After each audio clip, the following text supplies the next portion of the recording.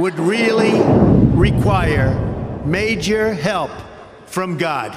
Do we agree? Let me take this moment to wholeheartedly congratulate each and every one of you today. You graduated. You did it. You made it. Congratulations to you. And you did it all by yourselves. Nobody helped you. No, that's not true. That's what I thought when I was young. I starting to really make it as an actor. I came in. I talked to my mother. I said, "Ma, did you think that this was going to happen? I'd be so big, and I'll be able to take care of everybody, and I can do this, and I can do that, and I can." She said, "Boy, stop it right there. Stop it right there. Stop it right there." He said that if you only knew how many people that have been praying for you, how many prayer groups she put together, how many prayer cloths she gave me, how many times she splashed me with holy water to save my sorry behind her, she said it. She said, "Oh, you did it by yourself? I tell you what you can do by yourself. You can go outside, get a mop and a bucket and wash them windows. You can do that by yourself." Superstar. So I'm saying that to say I want to congratulate all the parents and friends and family and aunties and uncles and grandmothers and grandfathers and teachers and friends and enemies, all the people that helped you to get where you are today. Congratulations to you all. I'm going to tell about 2-3 stories. I'm going to keep it real short. I remember my graduation when the speaker got up there, went on forever, blah, blah, blah, blah, blah, blah, blah, blah, blah. So I'm going to keep it short. Number 1, put God first. Put God first in everything you do. Everything that you think you see in me, everything that I've accomplished, everything that you think I have, and I have a few things, everything that I have is by the grace of God. Understand that. It's a gift. 40 years ago, March 27th, 1975, it was 40 years ago, just this past March, I was flunking out of college. I had a 1.7 grade point average. I hope none of you can relate. I had a 1.7 grade point average. I was sitting in my mother's beauty shop. They still call it beauty shops now? What they call it now? Yeah, I was sitting in the beauty parlor. I was sitting in my mother's beauty parlor, and I'm looking in the mirror, and I see behind me this woman under the dryer. And every time she looked up, every time I looked up, she was looking at me, just looking me in the eye. And I didn't know who she was, and I said, she said, "Somebody give me a pen, give me a pencil. I have a prophecy." March 27, 1975, she said, "Boy, you are going to travel the world and speak to millions of people." Now, mind you, I was flunked out of college. I'm thinking about joining the Army. I didn't know what I was going to do, and she's telling me I'm going to travel the world and speak to millions of people. Well, I have traveled the world, and I have spoke to millions of people. But that's not the most important thing, the success that I had. The most important thing is that what she taught me and what she told me that day has stayed with me since. I've been protected. I've been directed. I've been corrected.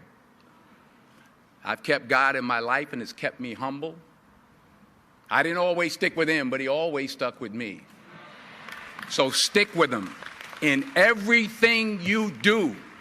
If you think you want to do what you think I've done, then do what I've done and stick with God. Number 2, fail big.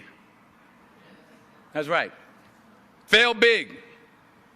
Today is the beginning of the rest of your life, and it can be very frightening. It's a new world out there. It's a mean world out there, and you only live once. So do what you feel passionate about. Take chances professionally. Don't be afraid to fail. There's an old IQ test, was 9 dots, and you had to draw 5 lines with a pencil within these 9 dots without lifting the pencil. The only way to do it was to go outside the box. So don't be afraid to go outside the box. Don't be afraid to think outside the box. Don't be afraid to fail big, to dream big. But remember, dreams without goals are just dreams, and they ultimately fuel disappointment. So have dreams, but have goals. Life goals, yearly goals, monthly goals, daily goals. I try to give myself a goal every day. Sometimes it's just to not curse somebody out. Simple goals, but have goals. And understand that to achieve these goals, you must apply discipline and consistency. In order to achieve your goals, you must apply discipline, which you have already done, and consistency every day, not just on Tuesday and miss a few days. You have to work at it every day. You have to plan every day. You've heard the saying, we don't plan to fail, we fail to plan. Hard work works. Working really hard is what successful people do.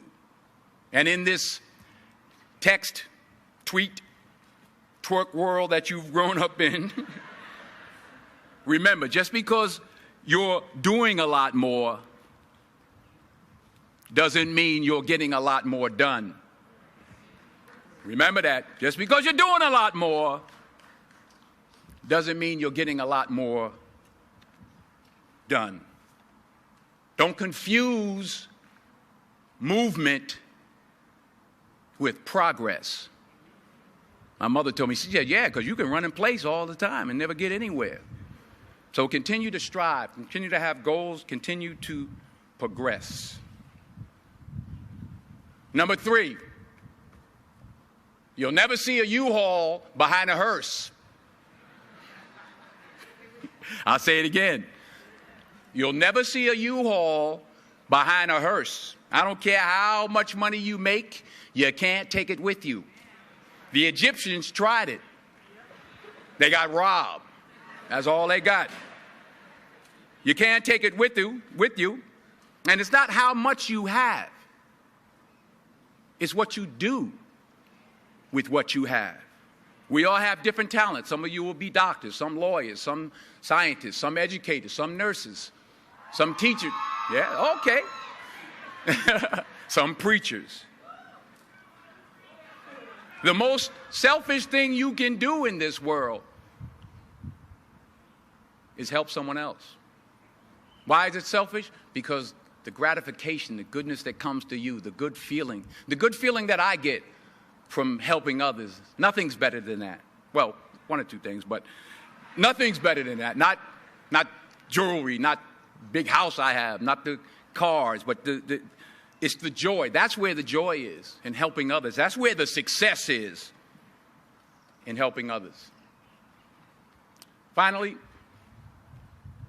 I pray that you put your slippers way under the bed tonight, so that when you wake up in the morning, you have to get on your knees to reach them.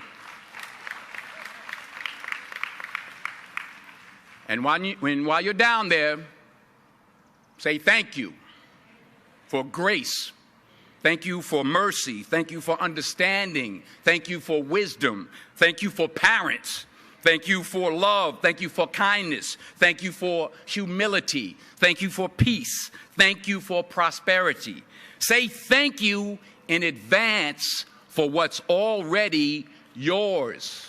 It's how I live my life. That's why I am, one of the reasons why I am today.